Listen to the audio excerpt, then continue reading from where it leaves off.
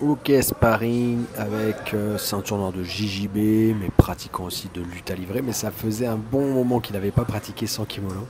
Donc ça va se voir un petit peu. Parce que rapidement, il a oublié qu'on pouvait attaquer les chevilles.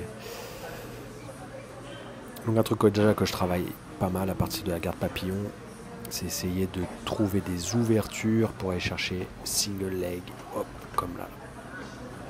Alors là, il me prend en guillotine. Moi, en général, ça me dérange pas. Mais là, il m'a presque soumis.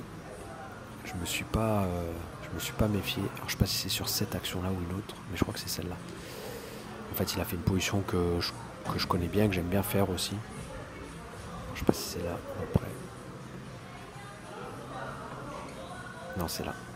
Et donc, il inverse en fait. Il change, il passe en triangle de bras que sur la tête.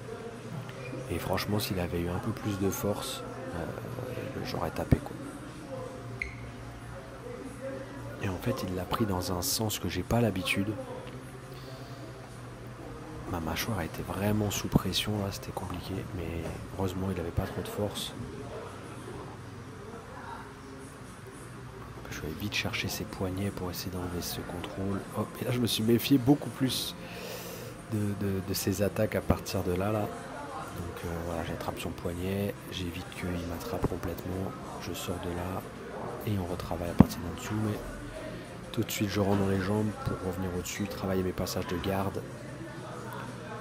Donc je lève le genou, je prends le contrôle à droite là avec le underhook et je décide d'aller directement en position montée en orientant mon genou droit de l'autre côté. Sauf que lui il est rentré en demi-garde profonde. Donc là je vais essayer de travailler un truc que je maîtrise pas bien du tout. Ouais, ça peut passer d'ailleurs. C'était un triangle inversé ou un triangle normal. Voilà, j'ai feinté que j'allais passer à droite mais je suis passé à gauche. Tibia sur le ventre. Alors c'est toujours agréable de tourner avec quelqu'un avec qui on a le contrôle. Comme ça, en plus de ça, de partager ça avec vous, ça me permet de vous montrer plus de techniques que quand je tourne avec quelqu'un que j'ai pas forcément l'avantage, où c'est assez équilibré, techniquement, on essaie des choses, mais ça marche pas beaucoup. Là, c'est un triangle, hop, il arrive à s'échapper. Oh là là, il sent que ça va être long le sparring de 5 minutes. Bah, 2 minutes. Bon, c'est pas un monsieur tout jeune non plus. Je pense qu'il a 10 ans plus que moi peut-être. Il faut respecter, hop, tac. J'essaie de passer par l'extérieur. Et je vais revenir par l'intérieur, me poser. Hop, bras de l'autre, on va se décaler.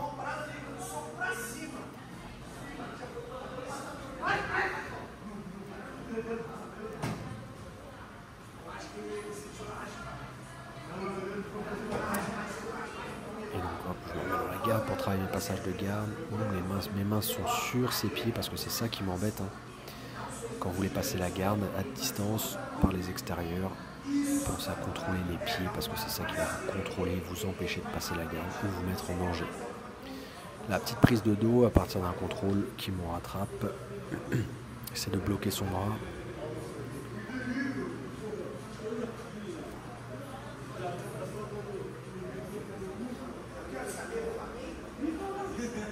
À partir de là, on essaie de travailler la clé de bras. Donc je vais attaquer la clé de bras. Il arrive à sortir en défendant. Je vais revenir au-dessus. Je contrôle ses jambes. Passe sur l'extérieur. Et je vais repasser par le centre. J'avance avec mon genou. Je mets ma tête devant sa tête. Donc entre sa tête et du côté où je veux passer. Contrôle sous son bras. Je vais réessayer, il me semble, la technique que j'ai essayé tout à l'heure. Mais j'arrive pas bien à la faire. Je donne trop d'espace en fait, ce qui fait que l'adversaire il arrive à s'échapper. Ah si, je crois que j'y arrive là. Non, j'y arrive pas.